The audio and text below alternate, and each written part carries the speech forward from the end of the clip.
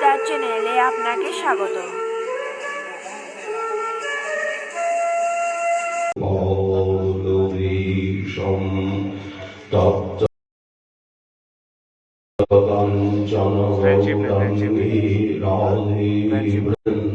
বৃন্দাবনেশ্বরী বৃষভানুসুতে দেবী ত্বাং নমামি হরিপ্রিয়ে মূকং করোতি বাচালং পঙ্গুং লঙ্ঘয়তে গিরিং यत्कृपातमहं वन्दे परमानन्दमाधवं वाञ्छाकल्पतरुभ्यश्च कृपासिन्धुभ्य एव च पतितानां पावनेभ्यो वैष्णवेभ्यो नमो नमः। हरि भक्ति पराये च हरिनाम परायणा दुर्वृत्ता वा सुवृत्ता वा तेषां नित्यं नमो नमः। नमो धर्माय महते नमः कृष्णाय वेधसे ब्राह्मणेभ्यः नमस्कृत्य धर्मान् वक्षे सनातनं नारायणं नमस्कृत्य नरं चैव नरोत्तमं देवीं सरस्वतीं व्यासं ततो जयमुदीरयेत्।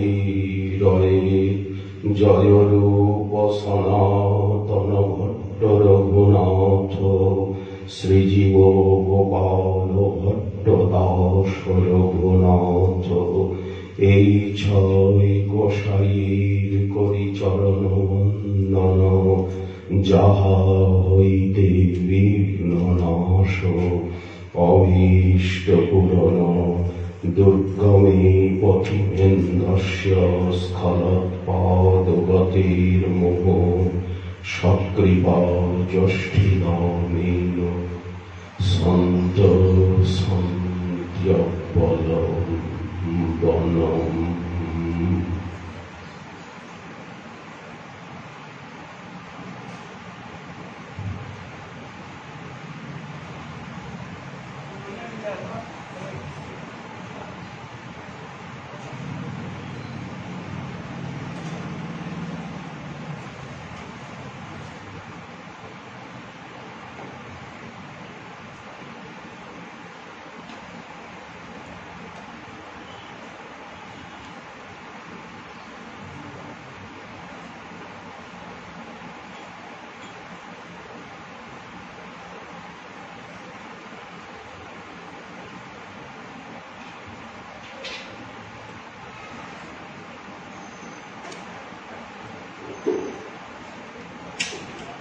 নৃত্য করি সন্ধ্যাকালে প্রভু আরতি দেখিলা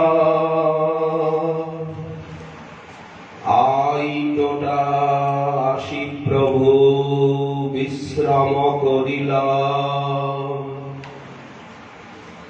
ত্রিসন্ধ্যা কীর্তন করে গুন্ডিচা প্রাঙ্গণে বৃন্দাবনে আইলা কৃষ্ণ এই প্রভুর জ্ঞানে কৃষ্ণের বিরহ স্ফূর্তি হইল অবসান রাধা সঙ্গে কৃষ্ণ এই হইল জ্ঞান এই রসে মগ্ন প্রভু হইলা আপনে নানক দানে ভক্ত সঙ্গে বৃন্দাবন লীলা ইন্দ্রদ্যুম্ন সরোবরে করে জল খেলা পরম কৃপাঘন মূরতি ঔদার্য পুরুষোত্তম কলিযুগের জীবের প্রাণবল্লভ প্রাণদ্বৈত গম্ভীরানাথ নীলাচল বিভূষণ সন্ন্যাসী শিরোমণি শ্রী শ্রী শ্রীকৃষ্ণ চৈতন্য শচীসুত গৌরগুণধামে পরম অন্তরঙ্গ প্রিয়তম পার্ষদ প্রভুর রসিক কবিকুল মুকুটমণি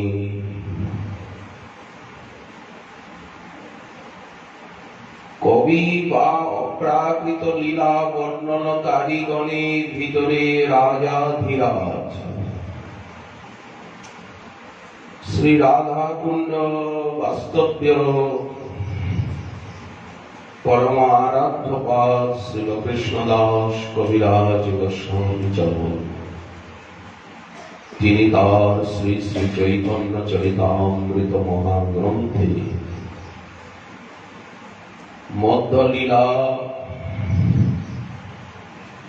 ত্রয়োদশ পরিচ্ছেদে শ্রীমন মহাপ্রভুর মধুরাতি মধুর এই নীলাদ্রি বিহার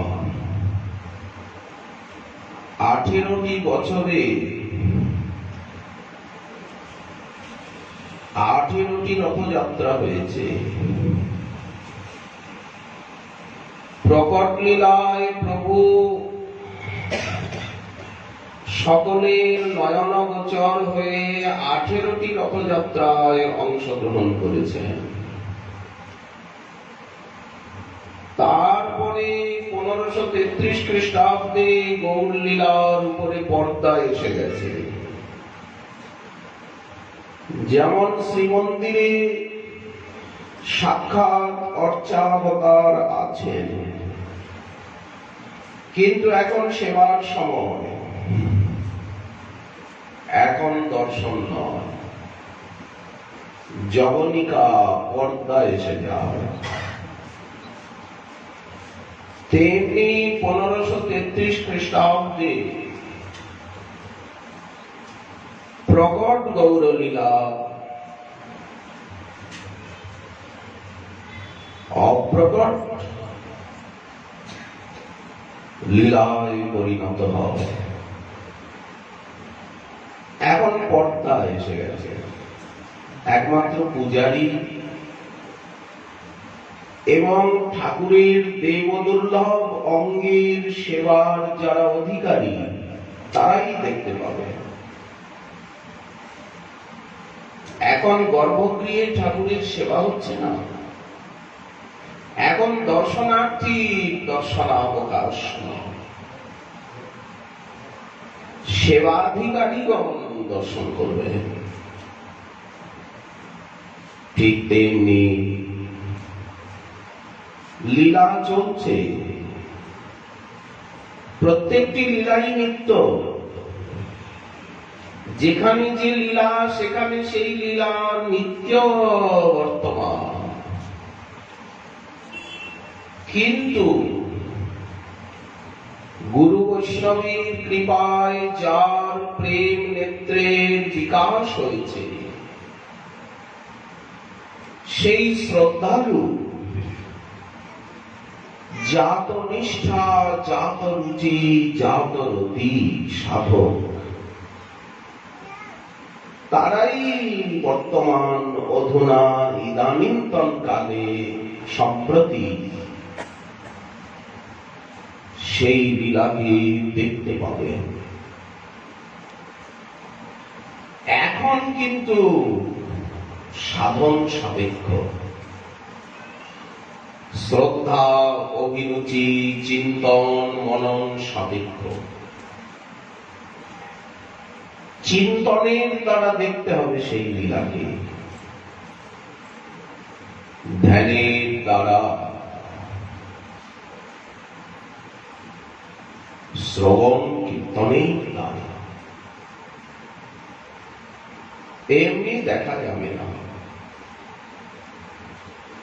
আর আমাদের সবকিছু সাধন ভজনের সম্পত্তি গ্রন্থের ভিতরে আছে।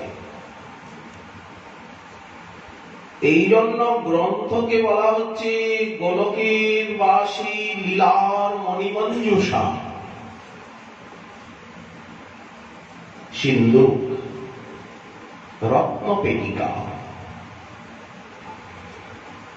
গ্রন্থের ভিতরে সাজানো রয়েছে থরে থরে সেই মণিরত্নের মতো সিদ্ধান্ত এবং লীলা। চাবিটা আছে যারা আচার্য, যারা দীক্ষা শিক্ষা দিচ্ছেন, সকলকে ভক্তিপথে আকর্ষণ করছেন, সেই সিন্ধুকের চাবিটি আচার্য মূরতি যারা, তাদের হাতে। কারণ ভগবান নিজে কিছুই করেন না,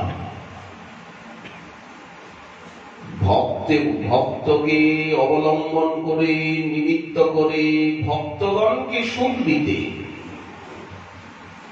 সেই ভক্তাধীন প্রভু,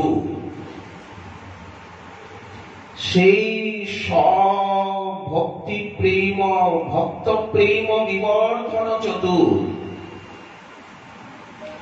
কি করলে ভক্তের প্রেম বাড়ে, এই হচ্ছে প্রভুর স্বভাব। এই জন্য উনি কিছুই করেন না,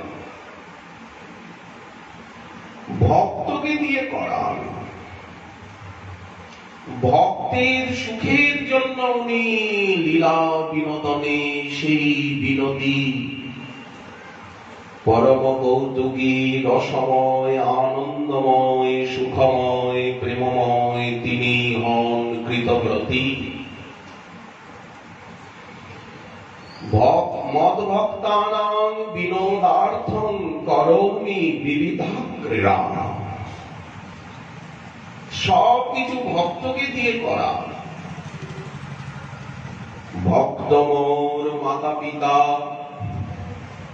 ভক্ত মোর গুরু, ভক্তেতে রেখেছে নাম বাঞ্ছা কল্পতরু। এই জন্য ভক্ত পদবী বা দাস পদবী সবার উপরে। ভক্ত হওয়াটাই হচ্ছে সব থেকে বড় হওয়া। সাধারণ সংসারী মানুষ আমরা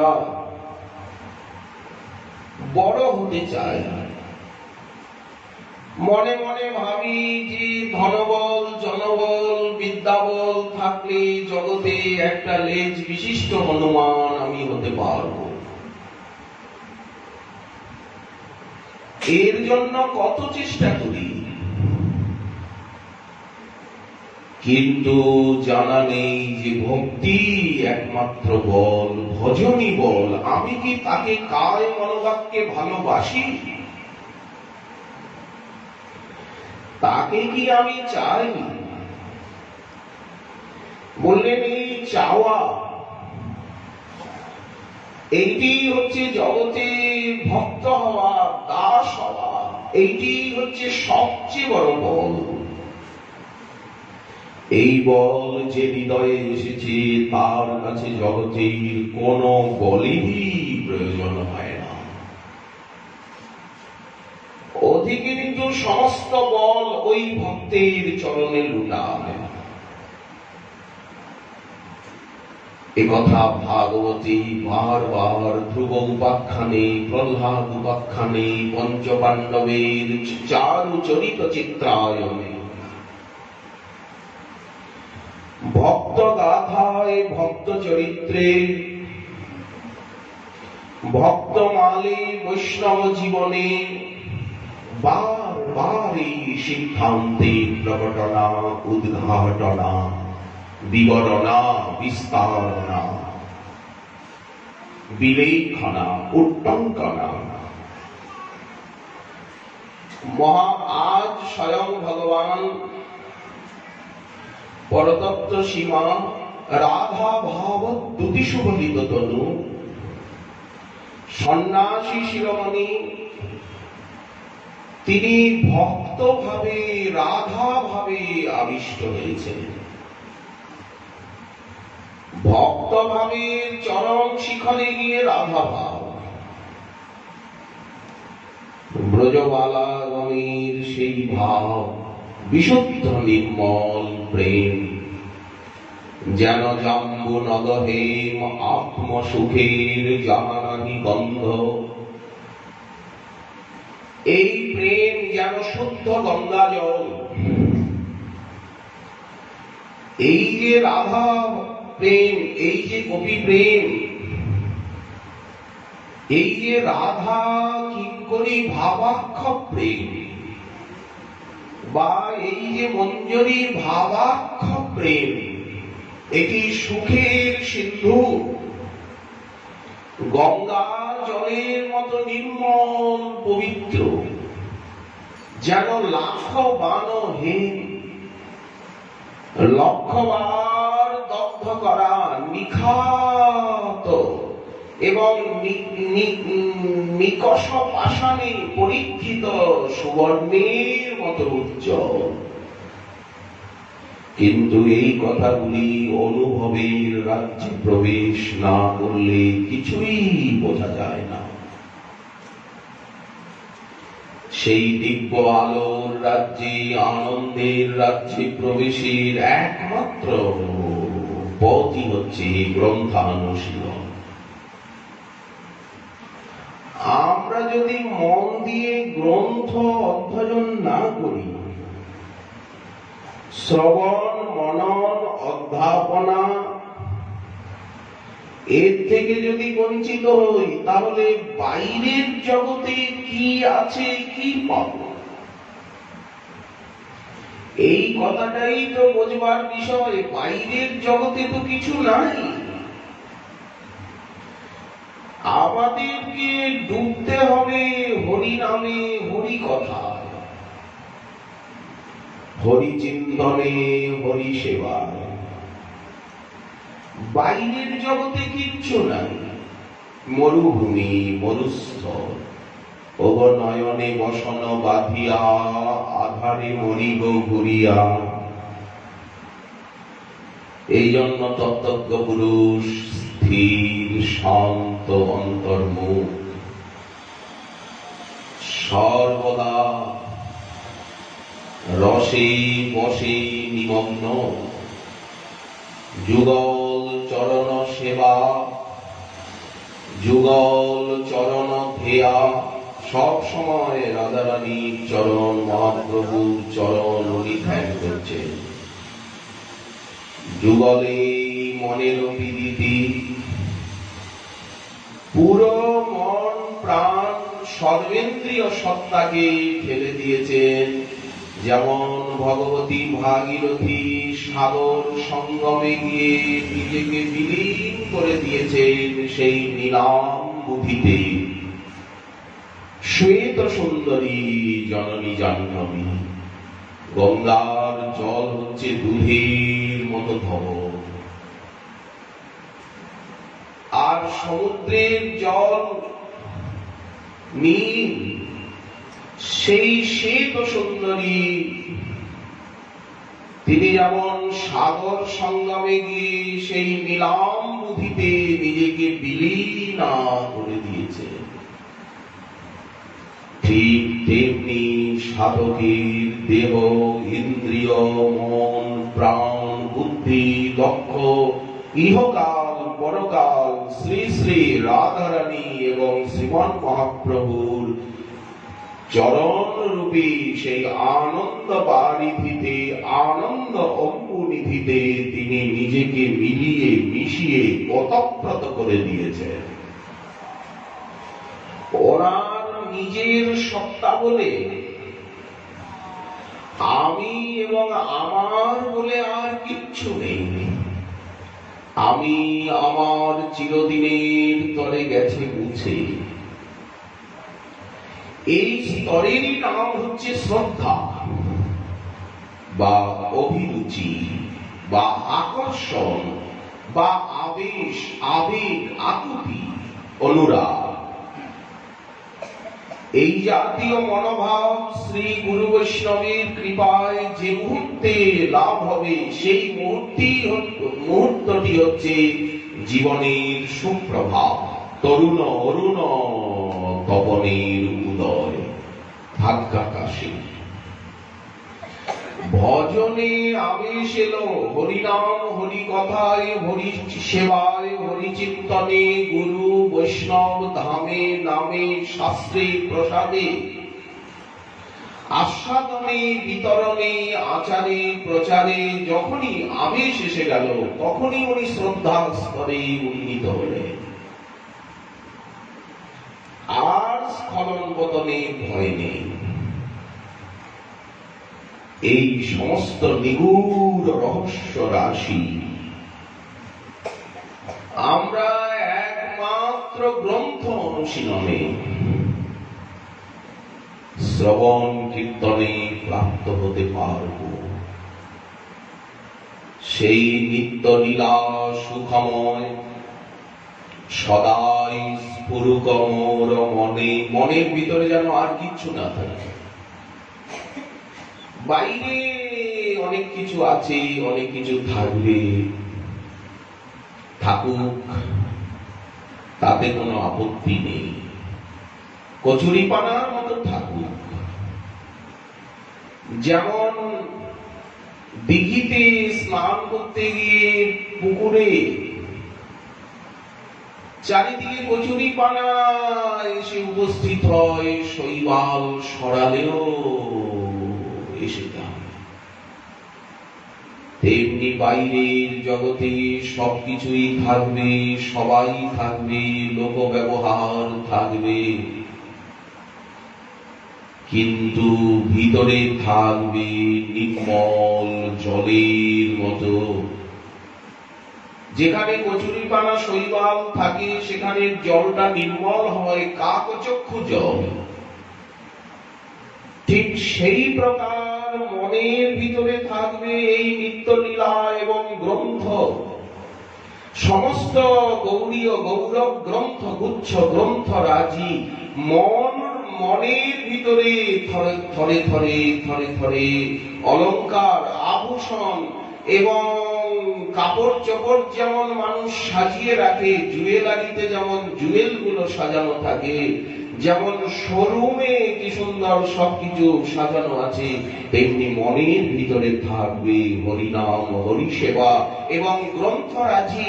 এছাড়া মনের ভিতরে সেই নিত্য লীলার সেবা চিন্তন, ত্যাগ দৈন্য অনুরাগ বিরহ, শ্রী গুরুচরণ রাধাচরণ গৌর চরণ ছাড়া মনের ভিতরে আর কিচ্ছু যেন না ঢুকতে পারে। কোন ব্যক্তি, কোন বস্তু, কোন পরিস্থিতি। এই জাতীয় স্তরকেই, এই জাতীয় মনোবৃত্তিকেই শ্রীমদ্ ভগবদ গীতা স্থিতপ্রজ্ঞ বললেন, স্থিতধী বললেন। যাকে মহাপ্রভু কিভাবে লীলা করছে, জগন্নাথ তিনি গুন্ডিচা মন্দিরে বিদ্যমান এই সুন্দরাচলে কেন বারবার নীলাচল ধামে ছুটে যেতে হয়?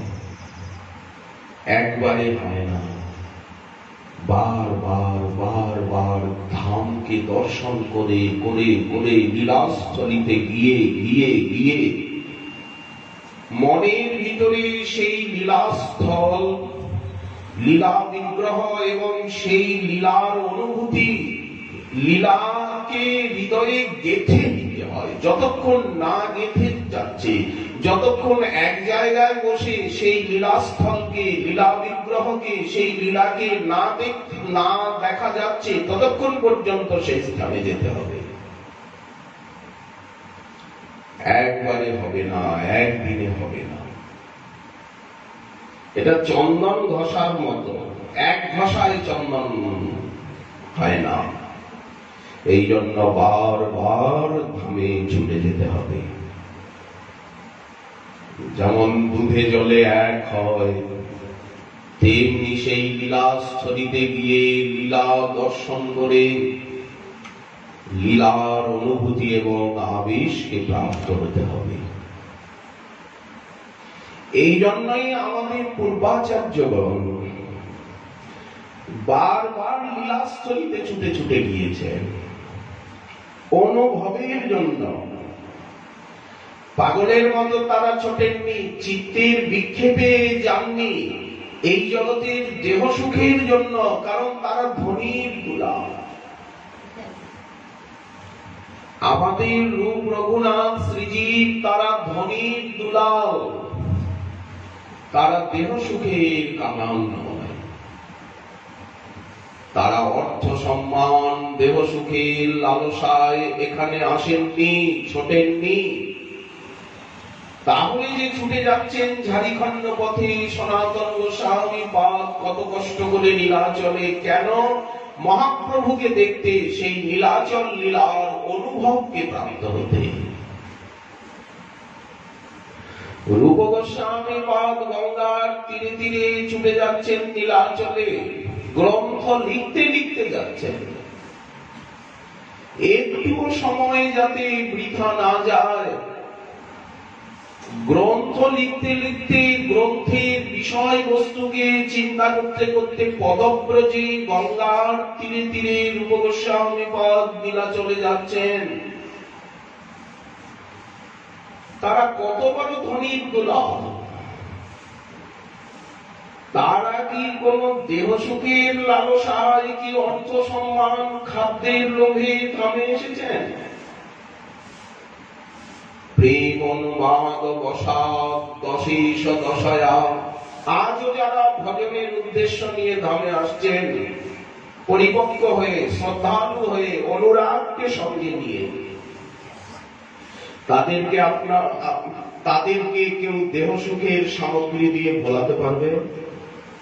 কারো হিম্মত আছে অর্থ দিয়ে, সম্মান দিয়ে, দেহ সুখ দিয়ে, খাদ্য দিয়ে তাদের গতিকে কেউ রোধ করতে পারবে?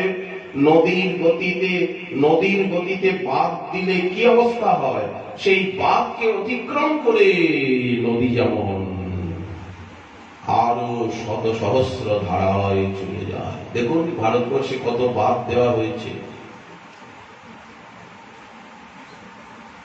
বাঁধ দেখুন, হরিদ্বারে গিয়ে গঙ্গার উপরে বাঁধ রয়েছে, টিহরিতে গঙ্গার উপরে বাঁধ রয়েছে, আরো কতগুলো বাঁধ রয়েছে। ফারাক্কায় গিয়ে দেখুন, সেখানে কত রাজমহলের গঙ্গা, মালদার গঙ্গা কত গভীর, কত চওড়া। এই জন্য যারা প্রকৃত সাধক অনুরাগী ভজনের জন্য ধামে এসেছেন, ভক্তি প্রেমের জন্য, তারা ওই রকম খরস্রোতা গঙ্গা। তাদেরকে আপনি অর্থ সম্মান দেহ সুখ পদ প্রতিষ্ঠা দিয়ে কখনো বলাতে পারবেন না। এই ক্ষমতা, এই অধিকার কারণে সেই আদর্শই তো ওনারা দেখাচ্ছেন। প্রেম অনুমান, প্রেমে পাগল। ওনারা প্রেমে পাগল হয়েছেন, ওনারা মহাভাব রাজ্য বিহারী। ওনাদের একটা চরণ ধুলি হওয়ার যোগ্যতা মাতৃসজীবের নেই। কিন্তু গুরু বৈষ্ণবের কৃপায় আমরা তো রাস্তাটাকে জেনেছি। শ্রী গুরুদেব তো জানিয়েছেন হাতে ধরে, নাকি জানাননি? মধুর শ্রী বৃন্দাবন যুগল ভজন ধন মোহে করল উপদেশ। হাতে ধরে গুরুদেব শাস্ত্র শিখিয়েছেন।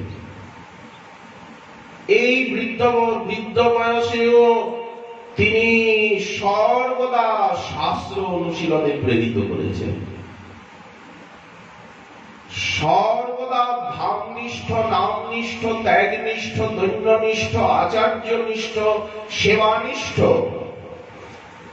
গুরুনিষ্ঠ,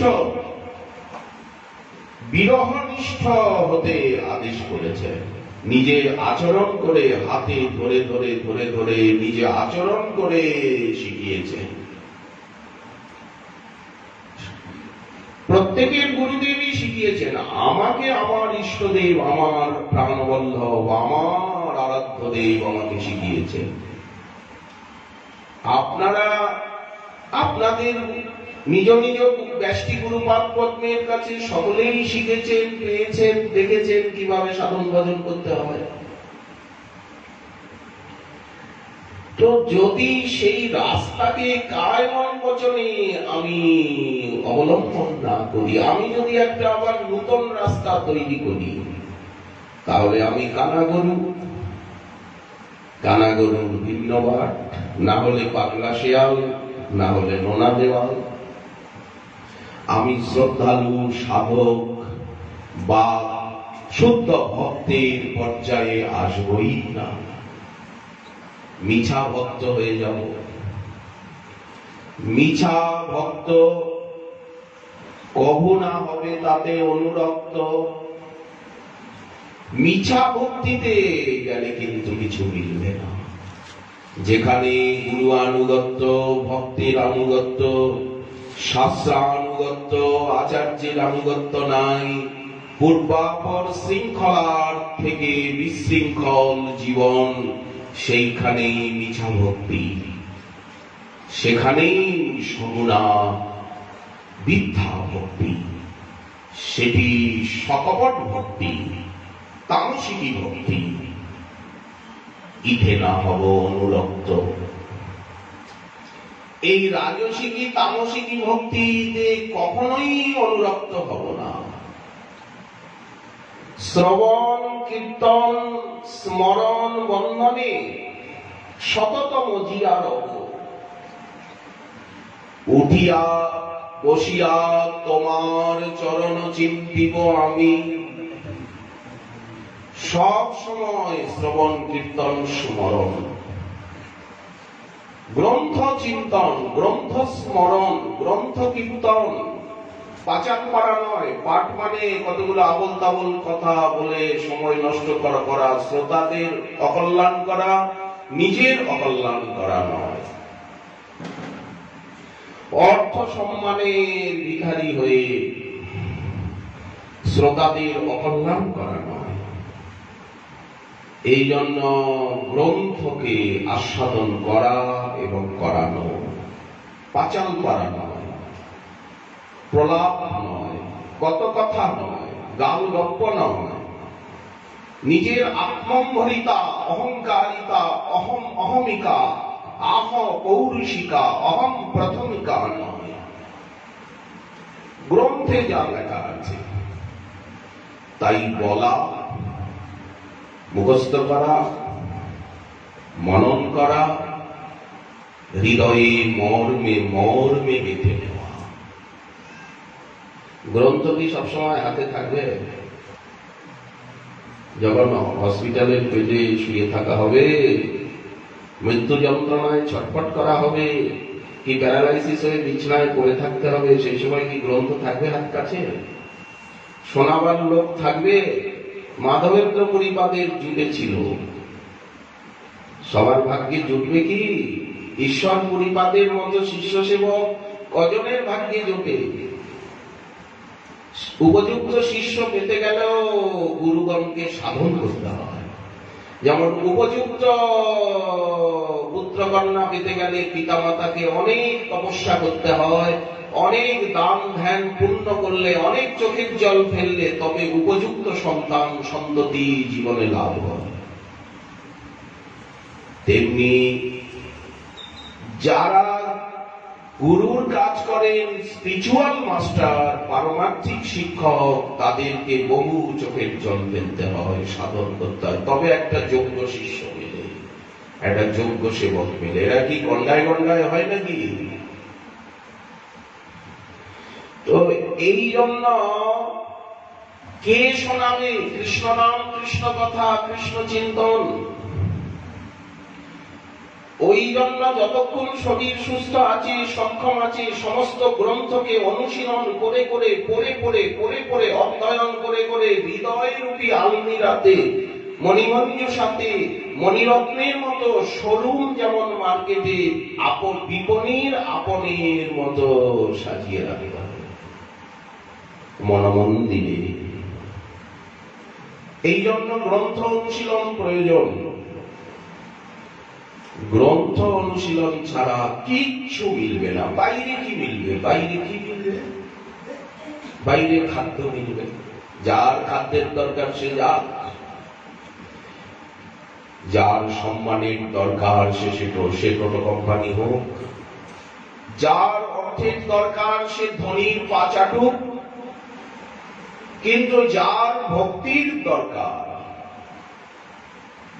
তাকে দৌড়াতে হবে না। সে এক জায়গায় সাগরের মতো বসে থাকবে। সাগরের মতো স্থির হলে সমস্ত নদী ছুটতে ছুটতে এসে আপনি সেই সাগরে মিলবে।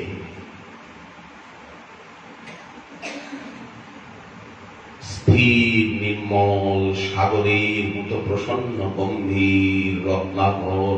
এই জন্যই তো 24 গুরুর ভিতরে মহর্ষি দত্তাত্রেয় তিনি সাগরকে গুরু করেছেন।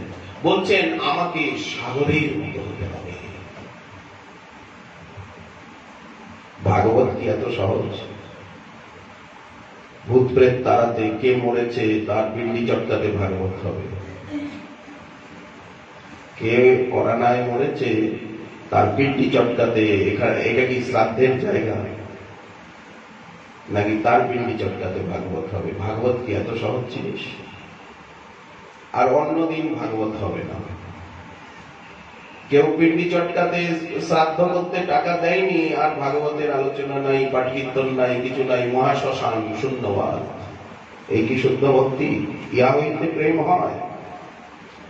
ভাগবতে পঞ্চরাত্রে কি এই লক্ষণ কয়? ঠাকুর মহাশয় যে খেজুরিতে বিচার করছেন কারো শ্রাদ্ধের পিণ্ডি চটকাতে, স্বভাবী রূপ সনাতনকৃত গ্রন্থ ভাগবত। কেউ মরলে পরে ভাগবত হবে। ভাগবত কি শ্রাদ্ধের পিণ্ড?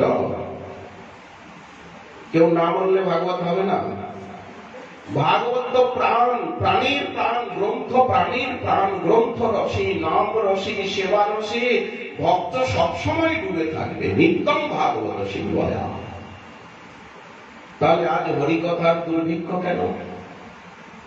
কেন হরিকথায় আবেশ নেই, গ্রন্থে আবেশ নেই? অন্ন ডাল রসায় আবেশ, অথচ হরিকথায় আবেশ নেই। ছি ছি ছি ছি। এই জীবনে কোনো প্রয়োজন নেই। সামান্য দুমুট অন্নে আবেশ। প্রেম উন্মাদ বসাদ দশেশ দশয়া।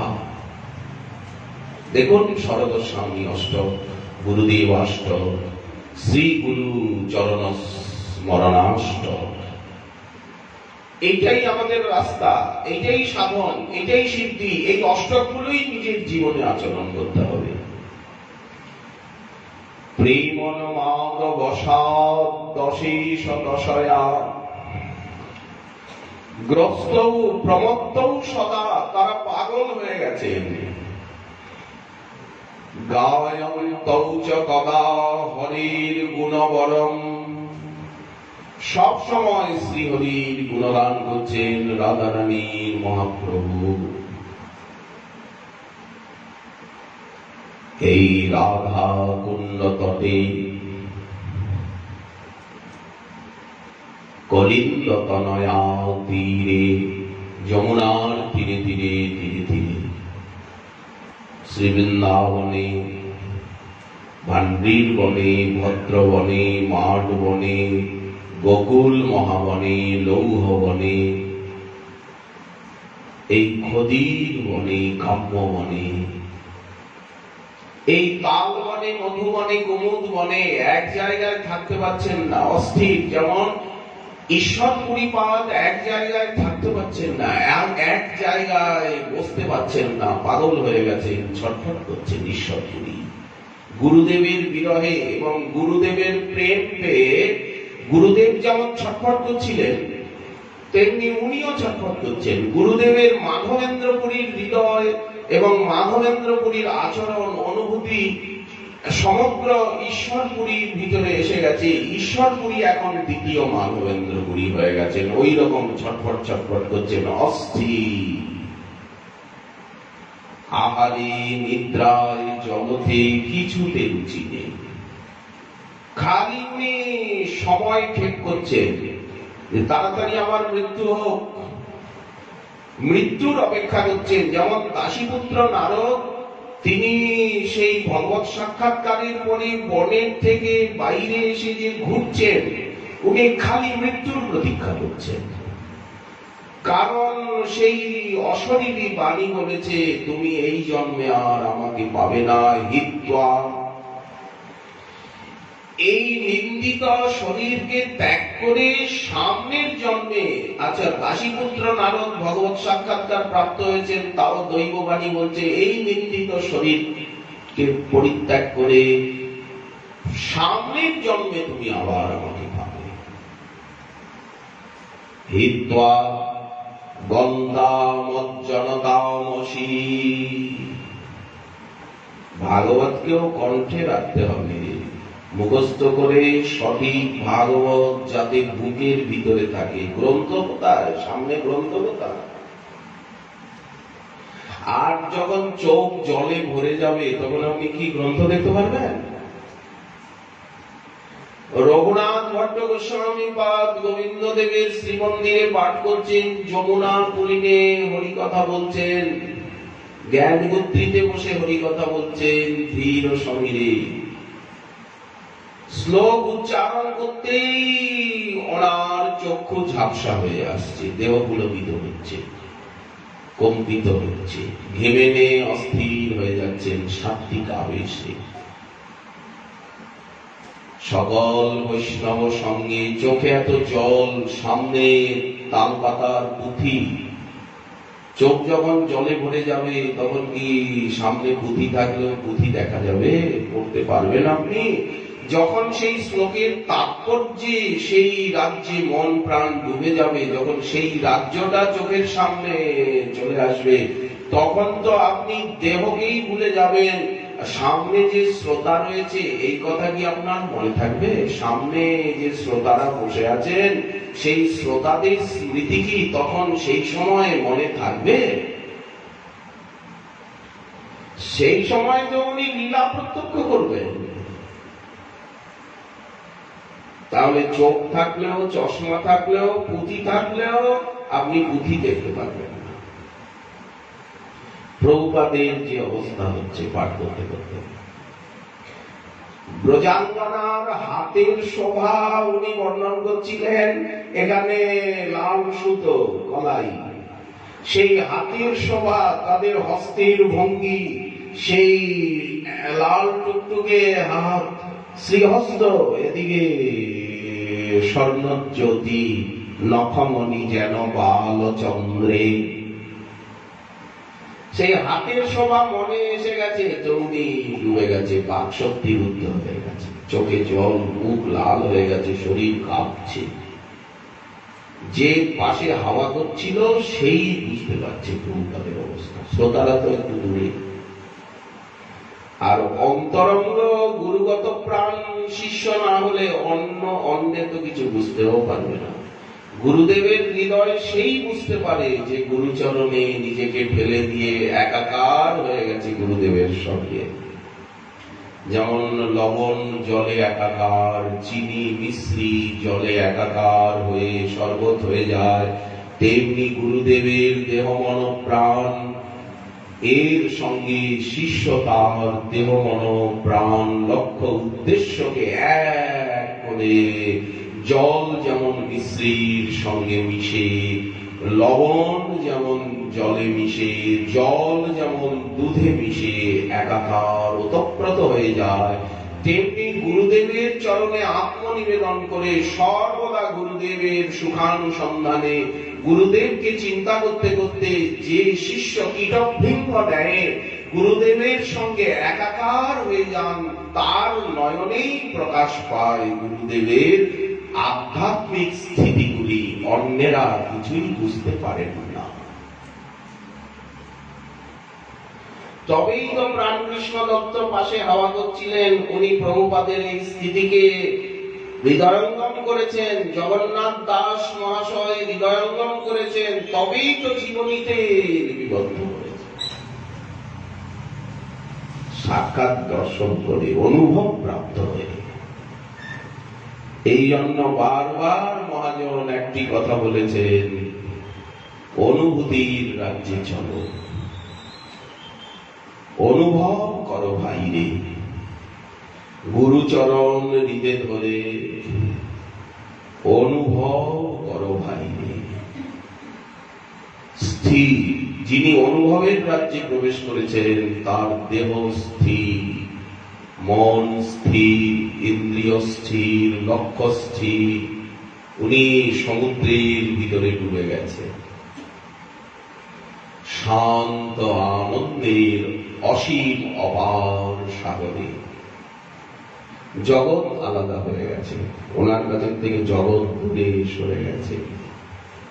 আপনা আপনি ঋদ্ধি সিদ্ধি সমগ্র ঐশ্বর্য ওনার কাছে এসে হাত জোর করে দাঁড়িয়েছে সেবার জন্য। কি চাই বলো, কি চাই, কি চাই? উনি বলেন কিছু চাই না। এত বড়, তবে তো ওনাকে লোকে বলছে মহারাজজি, মহারাজজি, মহারাজজি, স্বামীজি, স্বামীজি, মহারাজজি। তো উনি কোন দেশের রাজা? এই যে আপনাদের কি সকলে সম্মান করছেন, বাবাজি মহারাজ, বাবাজি মহারাজ জু, বাবাজি মহারাজ জু, স্বামী জু, স্বামীজি, মহারাজজি, এই যে বলছেন প্রভুজি, এই যে শব্দগুলো, সন্ত ভগবান, সাধু ভগবান, ভক্ত ভগবান, আইয়ে আইয়ে পধারিয়ে সন্ত ভগবান। ভক্তই তো ভগবানের প্রতিনিধি, ভগবানের ভক্তির ভগীরথ ধারক বাহক। গঙ্গা দেবী তো ভগীরথের পিছনে পিছনে চলে। গঙ্গা দেবী তো মহাদেবের জটারণ্যে বিহার করেন। কেন বলেন? ভক্ত শিরোমণিগণের মর্যাদা দিচ্ছেন। গঙ্গা কেন ব্রহ্মার কমণ্ডলুতে আবদ্ধ হন? বললেন ভক্ত শিরোমণিগণের মর্যাদা দিচ্ছেন। গঙ্গা দেবী কেন বললেন যে আমাকে না ধরলে আমি পাতালে চলে যাব? বৈষ্ণব রাজাধিরাজ শ্রীমন মহাদেবের মহিমাকে উনি জগতে জানাচ্ছেন। আমাকে আর কেউ ধরতে পারবে না, সে ক্ষমতা ব্রহ্মাণ্ডে কারো নেই। উনি কেন ভগীরথের পিছনে পিছনে চলছেন? ভগীরথ ওনাকে রাস্তা দেখিয়ে নিয়ে যাবে। কেন? উনি সাগর চেনেন না। উনি তো মূর্তিমতী লাদিনী শক্তি, সন্দিনী শক্তি, চিৎ শক্তি, সচ্চিদানন্দময়ী। ভগীরথ রাস্তা দেখাবে কোথায় তার পূর্বপুরুষগণের ভস্ম রাশি হয়েছে। ওটা কি? ওটা নরলীলা। আবার আস্তে আস্তে মালদহ জেলায় এসে পদ্ম নামে এক ঋষি তপস্যা করছিল, একজন সাধু বাবা তপস্যা করছিল, তার নাম হচ্ছে পদ্ম। তো সেই পদ্ম সাধু বাবা সাধন করছিল, তপস্যা করছিল, তার মহিমাকে প্রচার করছেন। দেখুন, তার আগে যখন উনি বিহারের মধ্যে দিয়ে চলছিলেন তখন জহ্ন ঋষির কুটিরটা জলে ভেসে গেল। জহ্ন ঋষি সমাধিস্থ হয়েছিলেন, ওনার পর্ণকুটিরটা জলে ভেসে গেল, ওনার সারা শরীর জলে ডুবে যাচ্ছে। তখন শীতল সেই হিম জলের স্পর্শে ওনার চেতনা এলো। উনি ভাবছেন এত জল কোথা থেকে? এখন তো বর্ষা ঋতু নয়, হঠাৎ থেকে চারিদিকে বন্যা, এত জল কোথা থেকে এলো? আমার কুটিরটা ভেসে গেল, আমার পোশাক কুশি, আসন, অক্ষমালা, আমার দণ্ড সব জলের তরে ভেসে গেছে। তখন উনি রেগে গিয়ে করলেন কি? অগস্ত্য ঋষি যেমন জলকে পান করে নিলেন দেবতাদের প্রার্থনায় সমুদ্রের জল, উনি পুরো গঙ্গার জলটা show show show show show show show করে পান করলেন। একেবারে খটখট করছে, চারিদিকে শুকনো, কিচ্ছু না। এই যে লীলাগুলো ভগবতী ভাগীরথী চলতে চলতে যে এই লীলাগুলো করছেন, কেন? না, সচ্চিদানন্দময়ী প্রেমময়ী তিনি জগৎকে জানাচ্ছেন ভক্তের মহিমা। জন্ম ঋষির মহিমাকে জানালেন, তবেই তো উনি জাহ্নবী হলেন। আচ্ছা, কিছু দূর আগিয়ে গিয়ে যখন উনি মালদার কাছে এসেছেন, পদ্ম নামে এক ঋষি, এক সাধু বাবা উনি সাধন করছিলেন। উনি বুঝতে পারলেন যে বিষ্ণুপদী প্রেম ভক্তি দায়িনী অপ্রাকৃত চিন্ময় জ্যোতির্ময়ী ভগবতী ভাগীরথী আসছেন। দেখুন ভক্তের মহিমা কিভাবে প্রচার করেন। উনি করলেন কি, তাড়াতাড়ি ভগীরথের মতো, ভগীরথের স্বরূপটা, ভগীরথের ঋষিদেরও তো একটা শক্তি রয়েছে না, সাধন করলেই একটা শক্তি এসে যায়, একটু নিষ্ঠার সঙ্গে হরিনাম করলেই শক্তি এসে যায়। এক পাতা ঠাকুরকে নিষ্কপটে তুলসী দিলেই দেহ মন প্রাণে একটা শক্তি এসে যায়। এটা হচ্ছে তপবল, সাধনের বল। এই বলের কাছে জগতে কোনো বল নাই। তো সেই পদ্ম নামে সাধু বাবা উনি তপস্যা করছিলেন। উনি করলেন কি, ভগীরথের মতো, ভগীরথ যেমন রথে করে আগে আগে শঙ্খ বাজাতে, উনি সংকল্পের দ্বারা গঙ্গা দেবীকে ভ্রমিত করে দিলেন। গঙ্গা দেবী দেখছে যে ভগীরথ পূর্ব দিকে যাচ্ছে, আসলে দক্ষিণ দিকে যাওয়ার কথা, দক্ষিণ দিকে সাগর, কিন্তু গঙ্গা দেবী দেখছেন ভগীরথ এই পূর্ব দিকে যাচ্ছে। তখন গঙ্গা দেবীও, ওখানে দুটো মূর্তি রয়েছে, জলও আছে আবার দেবী মূর্তিও আছে। জলও যাচ্ছে আর মকরবাহিনী উনি একেবারে আকাশ চুম্বী মূর্তি। গঙ্গা পুজো হয় না, তো গঙ্গা দেবী ভাবছেন পূর্ব দিকে ভগীরথ চলে গেল, ওই পদ্মমণি ভ্রমিত করে দিলেন গঙ্গা দেবী। আচ্ছা, গঙ্গা দেবী চিদানন্দময়ী, সচ্চিদানন্দময়ীকে কেউ ভ্রমিত করতে পারে? তার ভুল হয়। বিষ্ণুপদী, যার জলই বিষ্ণু, গঙ্গার জলই প্রেম, গঙ্গার জলই ভক্তি, গঙ্গার জলই ভগবান। এই জন্য দ্রব ব্রহ্মময়ী চিন্ময়ী বলা হয়। ওটা জল নয়, ওটা ভক্তি, প্রেম, জ্ঞান, শান্তি, সবকিছু ওই জল। ওই জলের ভিতরে সবকিছু রয়েছে, ভক্ত, ভক্তি, ভগবান তিনই রয়েছে। গঙ্গা দেবী পূর্ব দিকে চলে গেলেন, নিয়ে যাচ্ছে কিন্তু সেই পদ্মমুনি। এদিকে ভগীরথ অনেক দূর দক্ষিণ দিকে চলে যাচ্ছে, পিছনে তাকায়নি, আনন্দের শাঁখ বাজাতে বাজাতে অনেক দূর পদ্মমুনি গঙ্গার জলরাশিকে নিয়ে চলে গেল। হঠাৎ এই পদ্মার জন্ম হল। ওই যে পদ্মমুনি নিয়ে যাচ্ছে না, ওই বিশাল জলরাশিকে, এই পদ্মমুনির নামে গঙ্গার ওই জলধারার নাম হয়ে গেল পদ্মা। মুর্শিদাবাদে দেখুন পদ্মা জন্ম নিয়েই কি গভীর জলঙ্গিতে। তারপরে ভগীরথ দেখছে কোথায়, পিছনে খটখট করছে, জল নেই, দেবী নেই, কি হলো কি হলো, কোথায় উনি দাঁড়িয়ে গেল, আবার কি আপদ বিপদ হলো। একে তো জন্মমণি পান করে নিয়েছিল, আবার কে কি করলো, দেবীকে কে ভুলিয়ে দিল।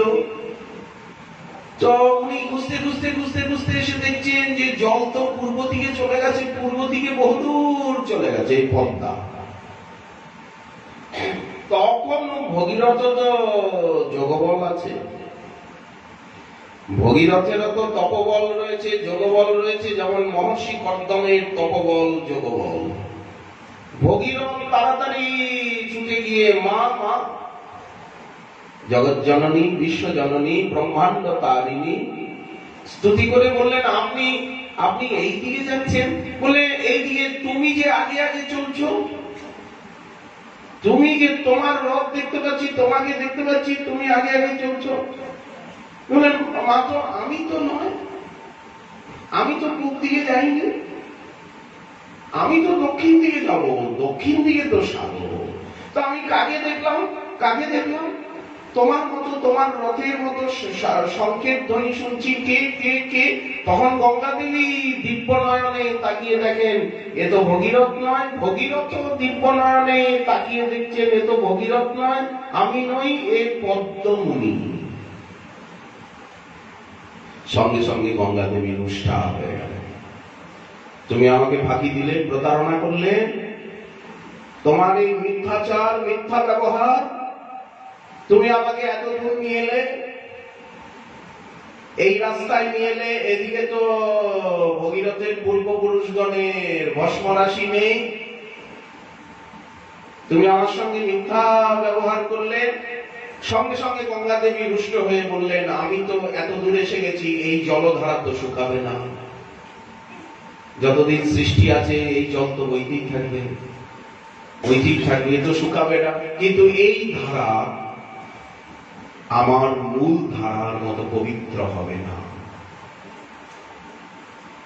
গঙ্গা দেবীর মুখ দিয়ে বেরিয়ে গেল, এই ধারা, এই জল কিন্তু শোকাবে না যতদিন সৃষ্টি আছে, কিন্তু আমার এই ধারা আমি বইব, এই ধারায় বইব, কিন্তু এই ধারা আমার মূল ধারার মতো পবিত্র হবে না।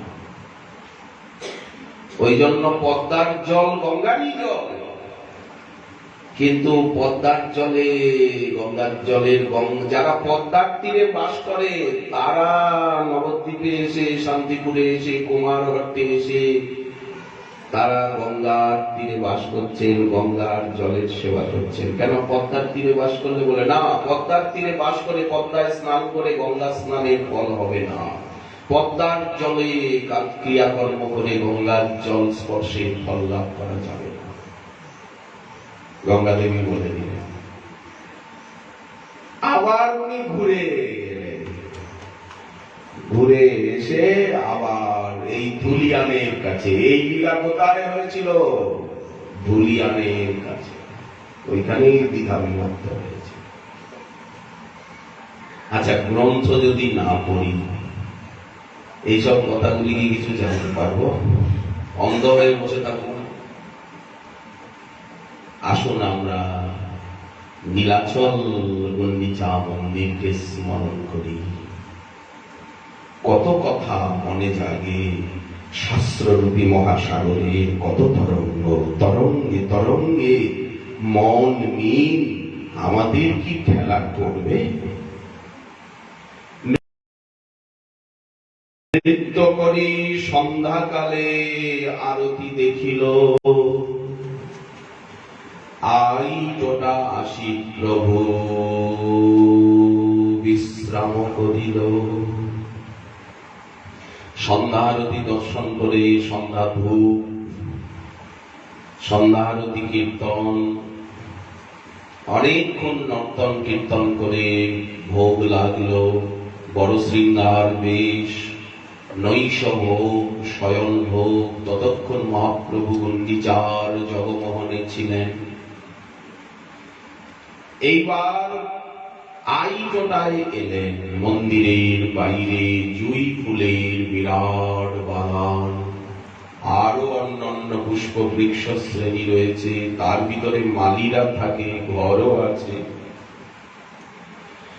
প্রভু কাশী বিশ্রালয়ে আর এই কয়দিন আসেন না, এই কয়দিন প্রভু নীলাচলে আসেন না, 9টি দিন সুন্দরাচলে প্রভু লীলায়িত হন। আই টোটা আসি প্রভু বিশ্রাম করিলাম। জগন্নাথের নৈশ ভোগের প্রসাদ তো এসেই গেল, সব যার যা ইচ্ছা পাও, প্রসাদের অভাব নেই, প্রাণ ভরে প্রসাদ পাও, কিন্তু আবেশটা যাতে হরি নামে, হরি কথায়, হরি চিন্তনে, হরি সেবায় থাকে। প্রসাদ পাওয়াটা অ্যাডিশনাল, ঐচ্ছিক। যার ইচ্ছা প্রসাদ পাও, কত প্রসাদ পাওয়া পাও, কিন্তু প্রসাদ সেবন লীলাটা ঐচ্ছিক। ওইটা যেন জীবনে মুখ্য না হয়, তাহলে কিন্তু সর্বনাশ হয়ে যাবে। সর্বনাশ হবে না। মহাপ্রসাদে গোবিন্দে নাম ব্রহ্মণী বৈষ্ণবে স্বল্প পুণ্যবতাং রাজন বিশ্বাস নৈব জায়তে। এই শ্লোক যা বলছে সেই ফল কিন্তু মিলবে না। এই জন্য মহাপ্রভুর নৈশ ভোজন লীলার এখানে বর্ণন নেই। পুরো চৈতন্য চরিতামৃতে মহাপ্রভু সন্ধ্যাবেলা বা রাত্রিবেলার যে কি বিহার প্রসাদ পাচ্ছেন এটার বর্ণন নাই, দেখবেন নাই। মধ্যাহ্ন বিজ্ঞান ওটা বলছি কারণ মহাপ্রভু অনেক রাত অব্দি জেগে থাকেন, রাত্রে বেশি করে গান, রাত্রেই কীর্তন হয়, রাত্রেই শ্রবণ। দিনের বেলাও কীর্তন হয়, হরিকথা হয়, কিন্তু দিনের হরিকথা দিনের কীর্তন একরকম, আর রাত্রির হরিকথা রাত্রির কীর্তন। এখন যে লীলা আলোচনা হবে সেটি রাধারানীর কথা হবে। কৃষ্ণ কারণামৃতম গীত গোবিন্দ চণ্ডীদাস বিদ্যাপতির কমলকান্ত পদাবলী, এটা শোনার অধিকার সবার নেই। সকলের সমক্ষে এইগুলি কীর্তন আস্বাদন মহাপ্রভুর পছন্দসই নয়। রামানন্দের কৃষ্ণ কথা স্বরূপের গান, চণ্ডীদাস বিদ্যাপতি রায়ের নাটক গীতি কর্ণামৃত শ্রীগীত গোবিন্দ, মহাপ্রভু রাত্রি দিনে স্বরূপ রামানন্দ শোনে, গায়, শুনে পরম আনন্দ। তাহলে পরম আনন্দ কিসে? পরমানন্দ কিসে? রাধারানীর কথা বলবো, শুনবো, ভাববো, সেখানেই তো পরমানন্দ। ওই তো বলছেন গায় শুনে, মহাপ্রভু নিজে গাইছেন, নিজে শুনছেন, গাওয়াচ্ছেন, পরম আনন্দ। তাহলে একটা আনন্দ, একটা বিষয় সুখ, দেহ সুখ, এক হচ্ছে ভজনানন্দ, এক হচ্ছে পরমানন্দ, সেই প্রেমানন্দ বা মহাভাবানন্দ। সেই আনন্দের রাজ্যকে পাইনি বলেই মাতৃসজীব দেহ সুখের কামনা। সেই আনন্দকে পেতে হবে। তুচ্ছ সুখ কেন নেব? বেদ ভগবান বললেন নাল্পে সুখমস্তি, অল্পে সুখ নাই। কিন্তু এই রথযাত্রার সময়ে সারা বছর মহাপ্রভু স্বরূপ রামানন্দ শোনে, নিভৃত গম্ভীরায় রাধারানীর কথা বলেন, শোনেন। কিন্তু এই রথযাত্রা মহোৎসবে সর্বভক্ত সম্মেলনে উড়িয়া গৌরিয়া ভক্তের সঙ্গে সবার সম্মুখে মহাপ্রভু সেই রাধারানীর লীলার শ্রবণ, কীর্তন, নর্তন, ব্যাখ্যান ইত্যাদি সকলের সম্মুখে সকলকে নিয়ে আস্বাদন করে। এই সুযোগ একমাত্র রথযাত্রার সময় ছাড়া, চন্দন যাত্রার সময় ছাড়া, বৈশাখী পূর্ণিমার রাত্রি ছাড়া, বিশেষ দিনগুলি ছাড়া এই কাশী মিশ্রালয়ের দরজা বন্ধ হয়ে যায় প্রদোষী। এই সুযোগ সকলকে নিয়ে, বিশেষত গৌরমণ্ডল